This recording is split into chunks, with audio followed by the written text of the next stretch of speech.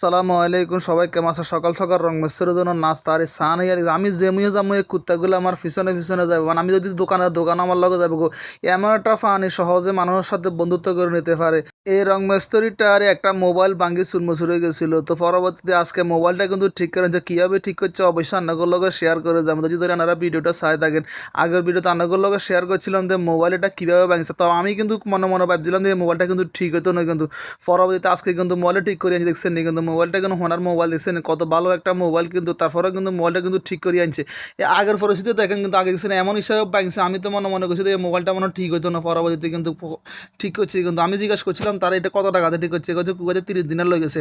তো 30 দিনের বাংলা 12,000 টাকা লই গেছে। তারপরে কিন্তু অবশেষে কিন্তু বেচারা মোবাইলটা কিন্তু ঠিক হয়েছে, কিন্তু সবাই কিন্তু খুশি হয়েছে। আমাদের বড় মুদিরের ছেলেও কিন্তু খুশি হয়েছে, আমিও খুশি হয়েছে। তার মোবাইলটা ঠিক আছে, সবাই কিন্তু খুশি হয়েছে, কারণ এটা সে 60 দিনের দিয়ে কিনে লইছে। কিন্তু 60 দিনের প্রায় বাংলা 24,000 টাকার মধ্যে। দেখেন প্রবাসীদের মানুষের মনে করে তো অনেক সুখ।